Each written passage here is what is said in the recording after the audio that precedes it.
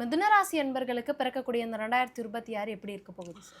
இப்போ சனி 10ஆம் வீட்டில் இருக்கிறார். அதே நேரத்தில் குரு ஜென்ம குருவாக இருந்து அவங்களுக்கு அந்த அஷ்டம சனி விலகின பின்னாடி சில மாற்றங்கள்லாம் வந்திருந்தாலும் கடந்த காலங்களில் பெரிய அளவு முன்னேற்றம் இல்லை.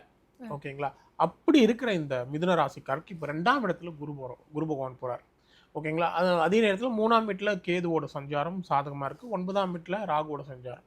இந்த காலகட்டத்தில் எல்லா வகையிலுமே அவங்களுக்கு ஒரு மிகப்பெரிய நல்ல மாற்றங்கள் முன்னேற்றங்கள் வர்றது, கல்வி வேலைவாய்ப்புக்காக வெளிநாடு போகிறதுக்கான முயற்சிகள்லாம் வெற்றி பெறுறது, பணம் நல்ல பொருள் சேர்க்கையெல்லாம் ரொம்ப அதிகமாகுது, குடும்பத்தில் நல்ல மகிழ்ச்சியான விஷயங்கள், திருமணம் நடக்கிறது, குழந்தை பாக்கியம் கிடைக்கிறது, ஓகேங்களா, நல்ல வேலை வாய்ப்பு கிடைக்கிறது. இந்த மாதிரி அற்புதமான காலகட்டமாக இந்த மிதுன ராசிக்கு இந்த காலகட்டத்தில் அமைய போகுது. இவங்களுக்கான பரிகாரம் அப்படின்னு என்னவா இருக்கும் சார்? இவங்களுக்கான பரிகாரம் அப்படின்னு பார்க்கும்போது அனாதை பிணங்கள் ஏதாவது இருந்தால் அது அதுக்கான இறுதிச்சடங்கு பண்ணுறதுக்கான பண உதவி பண்ணுறது, இல்லை ரொம்ப ஏழ்மையில் இருக்காங்க, அவங்க அவங்க வீட்டில் ஏதோ ஒரு மரணம் நிகழ்ந்தது அப்படின்னா அதுக்கான பண உதவி பண்ணுறது, இதை அவங்க பண்ணிட்டாங்கன்னா இவங்களுக்கு இந்த வருடம் ஃபுல்லாக யோகமான காலகட்டமாக இருக்கும்.